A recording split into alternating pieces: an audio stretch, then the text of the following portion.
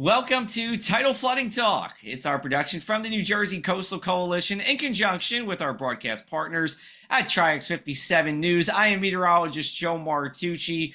We have the whole gang here for our post 4th of July episode of Tidal Flooding Talk. We have meteorologist Dan Skeldon. We have Palma Shiles. Everybody, how's it going? Pretty good. Happy to be here. How are you, Joe? Well, it's always good when you celebrate another year of the United States of America. We're coming up on our 250th next year. And I don't know about you, like I live in Monmouth County, and Monmouth's like very big into planning for 4th of July next year. Like we have events planned for next year. We got like, I don't know, like reenactments. We had the Battle of Fort Monmouth here, or Battle of Monmouth, I should say, in Monmouth County, kind of by Freehold. That was a pretty big Revolutionary War battle. Further down the shore, Palma, I don't know, Atlantic County have anything going on, for next year's 250th? Well, I pretty much miss the 4th of July every year because my stepdaughter's birthday is July 3rd. So that's all we're really thinking about is the birthday party and everything like that. So in fact, we actually usually plan around the 4th of July because depending on what we're doing, we don't want to be, go certain places that might be too busy or people are with their families barbecuing. So we're more focused on that. All right. Yeah, how about 4th of July next year in Allentown areas, or anything? Not that I know of yet. I mean, I'd imagine 250th birthday, must be pretty big.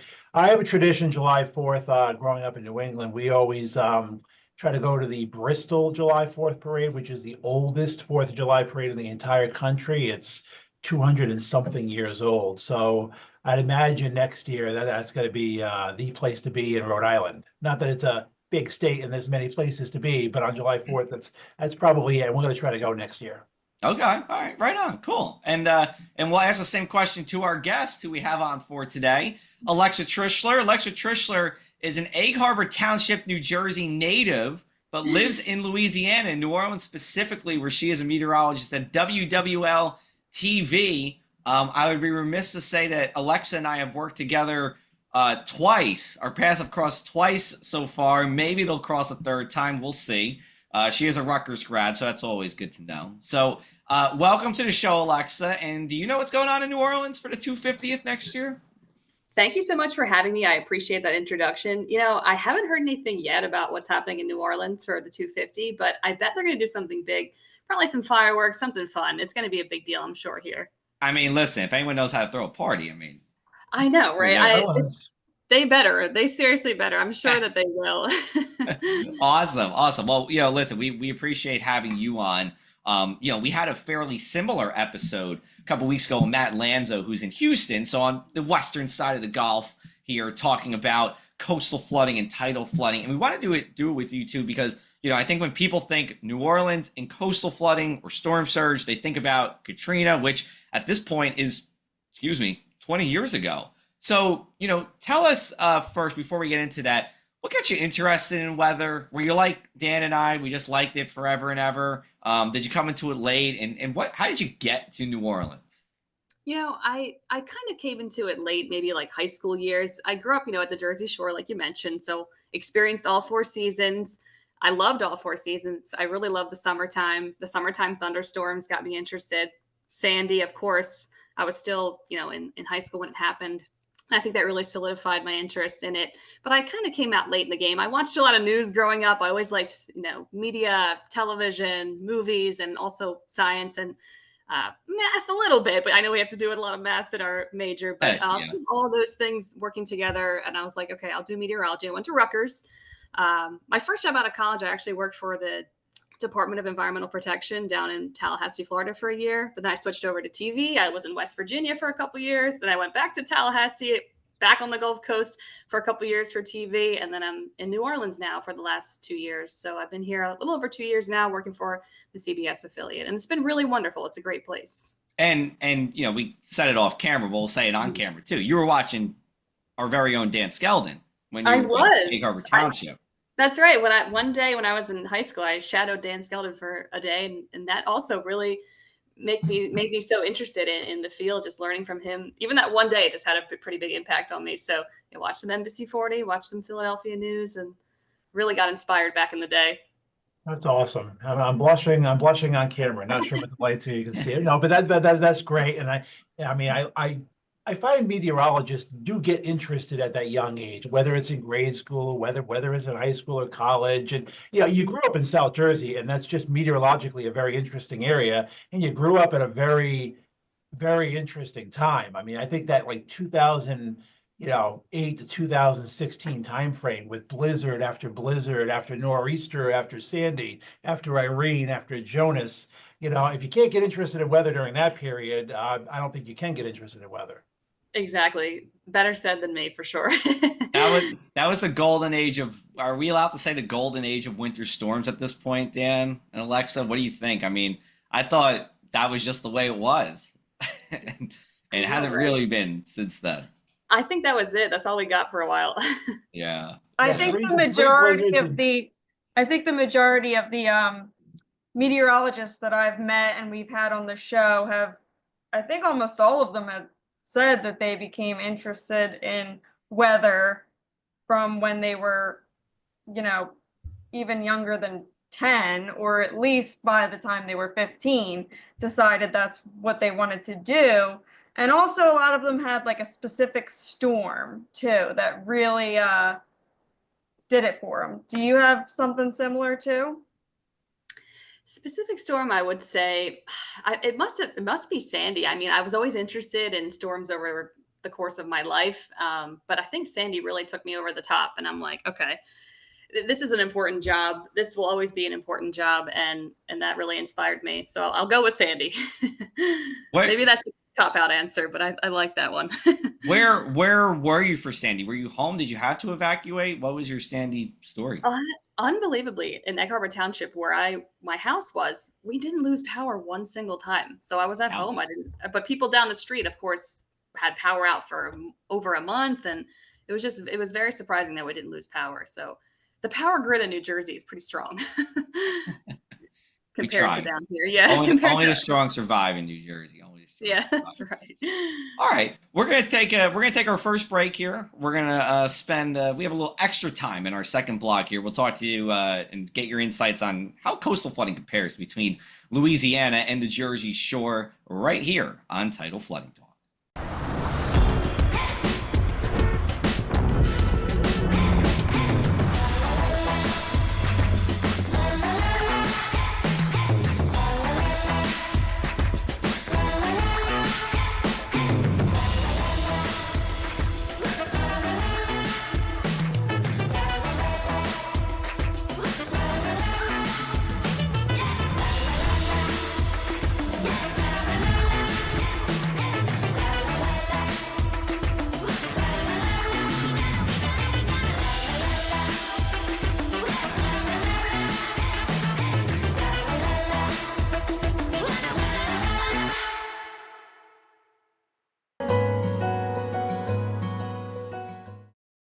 Welcome back, everybody, to Tidal Flooding Talk. New episodes every Tuesday on our social media pages, both the New Jersey Coastal Coalitions, as well as Tri-57 and Dan Skelton himself. We are back here with Alexa Trishler. So, Alexa, I'll ask a big question, take as much time as you need to answer it. But when it comes to coastal flooding, right, what are the attitudes of people in Louisiana towards it? And compare it to what you know growing up, near the Jersey Shore. So down here, flooding and water is just part of the culture. I mean, people are aggravated and annoyed that they have to deal with flooding so often here, but they just accept it as an inevitability in New Orleans and Southeast Louisiana because, as many people know, New Orleans is below sea level. I don't know if you've heard, party below sea level. It's surrounded by water. So we, of course, are protected in New Orleans by levees, floodgates, flood walls, things of that nature. But there are parts of Southeast Louisiana, just right outside of New Orleans, that are not protected. So even though New Orleans is protected within this hurricane risk reduction system with the walls, it doesn't matter because we get these really heavy daytime thunderstorms and frontal storms that come in and dump several inches of rain. And flooding is just an issue here. It's a pretty big issue that we face, you know, almost on a monthly basis, sometimes a daily basis. So people are, you know, annoyed by it and they're upset with it. Sometimes their homes are very, you know, severely impacted by these daytime thunderstorms that come in. Their cars are flooded out. Their days are just completely thrown into upheaval. But they just accept it, and it makes people pretty strong and resilient here because of just of how severe the flooding problems are. And I will say, New Orleans is, you know, a unique place, unlike anywhere else. Since it is below sea level, there's all these different measures in place. We have pumps that pump water out of the city into a canal system that dump that water into Lake Pontchartrain, and then that water goes into the Gulf. So there's all these different mechanisms to get water out of the city, but sometimes the infrastructure is old, it fails. So flooding is just kind of an inevitability here that people accept and kind of a sense of humor about it. So I will say Louisiana is just the most unique place, and people are so sensitive to water and flooding and weather, and it's just part of the culture here. Whereas in New Jersey, yes, of course, we do have to deal with flooding, you know, throughout the course of the year, coastal flooding, flooding from storms, tropical systems, you know, things of that nature. But I feel like it's not so prevalent there as it is down here, but it's still a problem, of course. And I think people are maybe a little bit more upset about it in New Jersey because it sometimes can catch them off guard. And I will say one of the most common things between the two, New Jersey and Louisiana, is the coastal flooding. You know, we get a stiff, persistent onshore wind outside of the levee system here, and we've got road closures on a perfectly sunny day, which is the same thing happening in Atlantic City on the Black Horse Pike. So that's really one of the top similarities between both.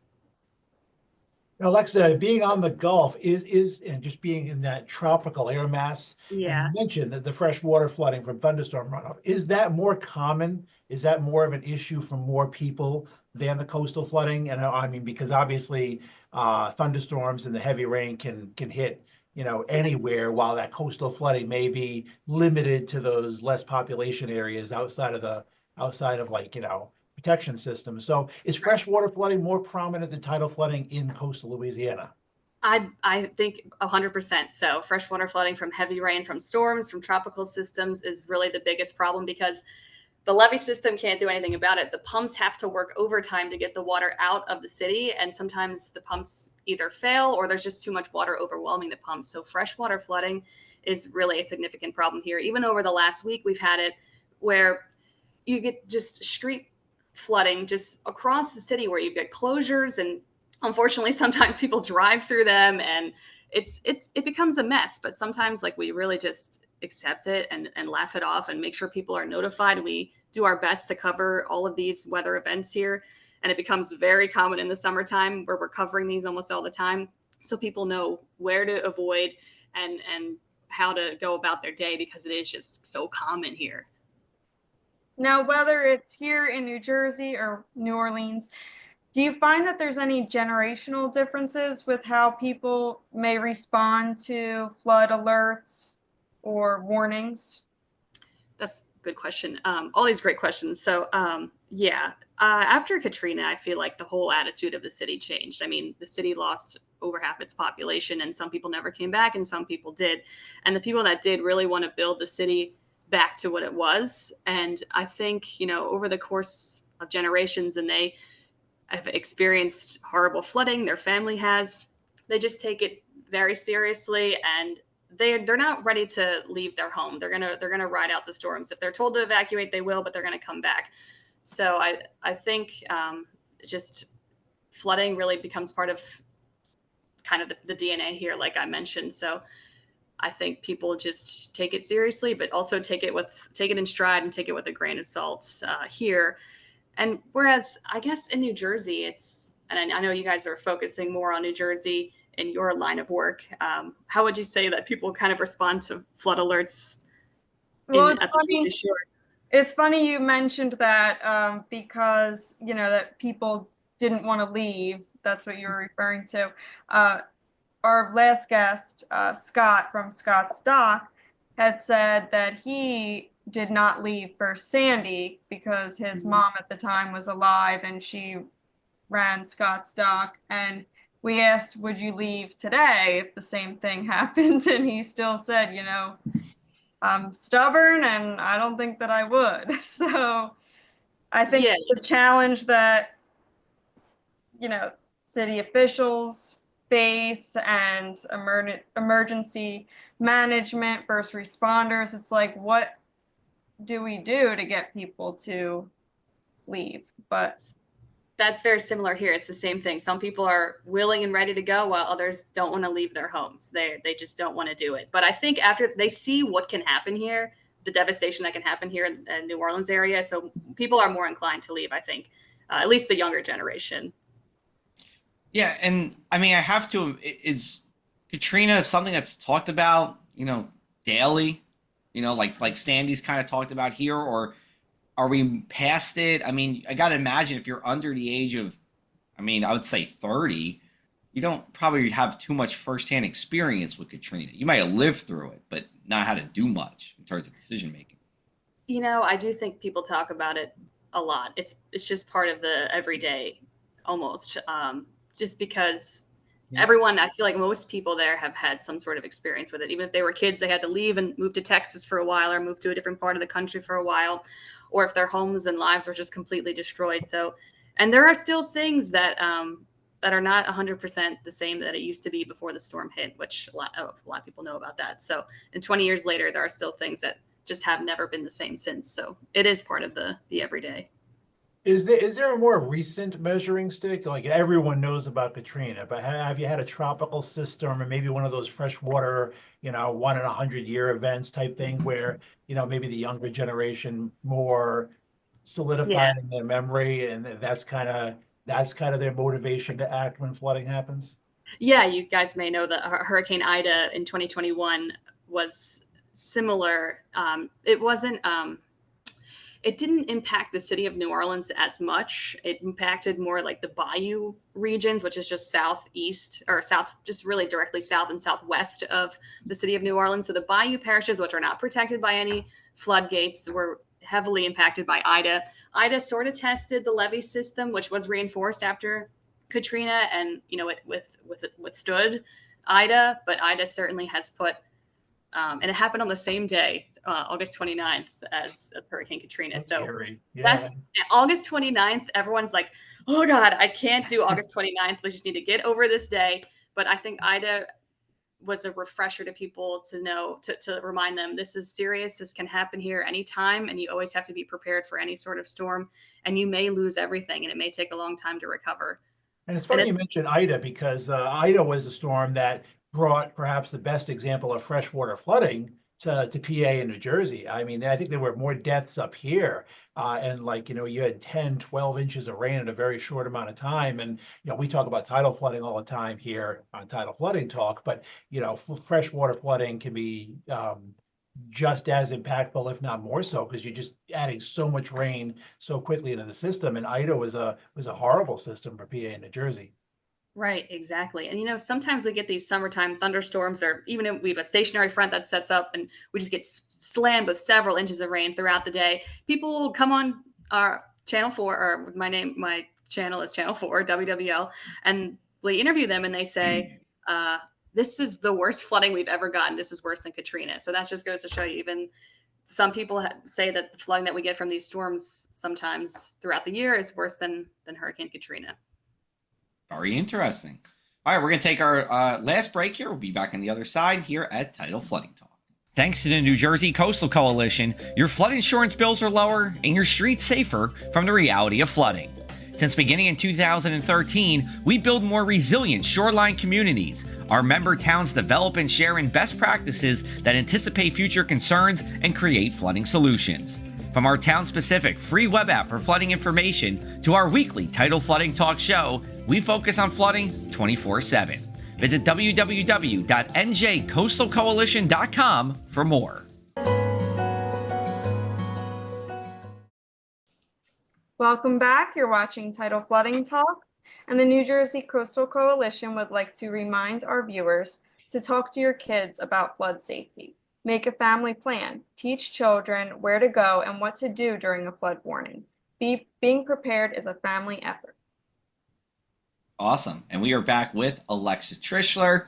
Alexa, you brought up a point I wanted to dive into a little bit more. You said a lot of the on the bayou, right, away from New Orleans, Yeah. not as much protection. Mhm. Why is that? Is it just because is it rural? I don't need you to get into politics, but does the government maybe not focus there as much? Like what leads to that? Because I've seen on Google Maps that area, it looks very, very flat. Yeah, it's very rural, number one, but there are still some, decent sized communities there. But, it's mostly water. There's not a lot of land to build these prominent structures on. I feel like it would be very difficult. That's a good question. I should probably do some more digging to see why isn't there a levee system down there? But I think it just mostly comprised of bayou and not a lot of land mass to cover. So I think it would be more difficult. But there are so Lake Pontchartrain is massive. So New Orleans is south of the lake, and on the north shore of the lake, that's also not protected. But I'm not sure exactly why. I guess it's just that it could be money, it could be many things. I'm not exactly sure why, but maybe it's too big of an area to protect. That's actually a very good question. I don't know the exact. Yeah, I mean, I feel like, yeah, and you bring up the North Shore, it kind of negates my point, but I Mhm. just wanted to say, like, it kind of reminds me of like a Cumberland County situation in New Jersey where the Delaware Bay Shore there is not very protected. And most residents want protection that live there year round, but there's not many people that, it's a whole thing. So anyway, Yeah. Dan, you can go, Edward Palma. That was just my thought. No, that's a good question. I'm You know what? ask some people about that. If you could implement one coastal resilience measure from one region to the other, what would it be? That is a good question. Um, I guess it'd be hard to protect the Jersey Shore, but they already have measures in place with the beach restoration throughout the year. So I feel like they do, you know, both places do such a good job at trying to protect their people the best that they can and protect their property. Um, I think here they might do it the same amount up in New Jersey, but here it's really there's an emphasis on preparing for bad weather a lot. I mean, we're always talking about it all the time. It could be from storms, hurricanes, tropical systems, and just making sure people know what to do in case there is a flood, in case there is a risk of flooding. I think maybe implementing that more uh, is always a good idea. Even for the Jersey Shore, maybe people aren't as aware of flooding, even though they live along the coast. Maybe they think that they're fine because it's the beach protects them and everything's hunky dory. But maybe just more communication to how to better prepare for bad weather, bad flooding. Alexa, when residents in New Orleans and in the surrounding areas rebuild after Katrina, Jersey, we have a life-changing event. They raise building standards. What Mhm. do they do in New Orleans? Do they focus more on building up the levees and building up the protections and not so much the buildings within the city limits and within those protection areas, or is it both? So where do they focus more of their efforts as far as that resiliency goes? Yeah, so any of the homes outside of the levee protection system are raised just like the homes are on the Jersey Shore, so they are raised up. Someone in South Mississippi, which we also cover, is built a home that's supposed to withstand hurricane, like a bad hurricane. I have to look into the details of this, but it's really built up to withstand like a very powerful hurricane. So, but that's just one case. But anyway, in the levee protection system in the city of New Orleans in the metro area, people have built back the best that they can, and they have improved the levee system and the flood, protection walls and the floodgates. But there are parts of the city that haven't really been rebuilt. The eastern part of New Orleans East, really hasn't seen a whole bunch of recovery. Some parts of it have, but um, kind of where the certain neighborhoods that maybe more people live in, they have made just improvements to the structures slightly, but nothing crazy. I mean, there's no armored buildings to protect from storms. I think it's just cross your fingers and hope things don't get destroyed in the next hurricane here. I think that home you're talking about, is that circle home? I think so. It's It, somewhere in Mississippi. you know what I'm talking about, Dan? I see you're Yeah, shaking your I head. think it's category 4. I Before. think. I've seen it. They've done some cool features on it, and if they can manufacture that, that's great. It's just a cost and replicating that throughout the entire East Coast. I think that's going to be challenging, but it's pretty cool. Even if they can build one home that can withstand 100% a Category 4 hurricane. Yeah, I know there's a big companies here that do really great window restoration here, and they put all these new like state of the art windows in people's homes to try to do the best that they can to withstand the storms. But other than that, it's just pretty typical hurricane kind of risk. What am I trying to say? They build homes. Risk management. Yeah, they build homes up to code here to the best possible way they can. Gotcha. All right. Well, Alexa, this went by way too fast. We were saying it off camera. We'll say it on camera here, but we do got to wrap up. We're going to end like we do every week with the one thing we can't stop talking about: tidal flooding or otherwise. I will go first. How about Free Slurpee Day? That's coming up, July 11th, Friday, July 11th. When I was a kid, teenager, how about that? For like 3 years in a row, my friends and I, we tried to go as many 7-Elevens as we could in one day. I think our record was 9 in 1 year. And that was a lot. When you add up those 7.11-ounce Slurpee cups, times 9, that's a lot of Slurpee you're drinking in one day. So that's what I got. Palma, you're next. Yeah, I can't imagine how everyone was behaved after all that sugar, That's we were just crazy kids back then. Crazy kids, Palma, tearing up the streets. Well, now that you're saying that, it's got me thinking about the Yum Yum truck in Margate. I don't know what they do to make this water ice, if it even is considered water ice, but it's different and I really like it. And now I think that's what I'm going to need to get in the very near future. There is like that water ice, Polish ice, Italian ice, difference. And there is a difference between the three. I'm not educated enough to explain it. Go ahead, Dad. Well, I'll keep with the food theme. And since we have Alexa on, I'm going to be talking about New Orleans food. I spoke at the National Hurricane Center conference down there, and that was the best part, besides the conference, was the food down there. It was absolutely amazing, and I can't recreate it up here, and love it, miss it, and we'll go back to New Orleans just for the cuisine. The food is delicious here. The food, the culture, the people. First and foremost, the people are the best. And speaking of the icy thing, so they have snowballs here. That's what they like to eat. They're like snow cones, but they call them snowballs. But they spell everything the Louisiana way. Like they spell snow like S-N-E-A-U-X. So any like no is spelled like the Louisiana way. What was the favorite thing that you had food-wise down here when you were here, Dan? It was some sort of jambalaya or something Cajun. I was there for 3 nights and no bad meals at all. It was incredible food, the best cuisine I've had. Yeah, it's delicious. If this is going to be our segment from now on, food, then I don't know if we could have the show before I have dinner because now I'm really hungry. One last point on New Orleans food. On my Mount Rushmore of United States Italian places, Irene's. Oh, really? Yes. I still haven't gone there yet. You didn't? Oh my God, Alexa! I got to come back down to New Orleans just so we can go there. I guess you know what? I think you were when I was at the American Meteorological Society annual conference. I saw Alexa at the studio. She did great. I think maybe we invited you, but I think you were busy that day. I was working or something. Yeah, you were working or something like that. But oh my God, yeah, it's fantastic. All right, Alexa, tell everybody where they can follow your work and see what's going on with you and the TV station.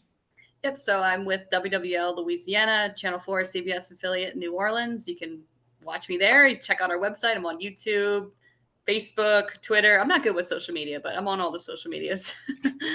Perfect. All right. Well, we appreciate the time, Alexa. Thanks so much for hopping on. Thank you so much for having me. I really appreciate your time. Absolutely. Always good to have some Jersey natives who are elsewhere on the show. And some Rutgers people, right? Yeah. That's right. We'll be back with you with another episode next Tuesday. In the meanwhile, thanks for tuning into Tidal Flooding Talk, and we will talk with you then. Take care, everybody.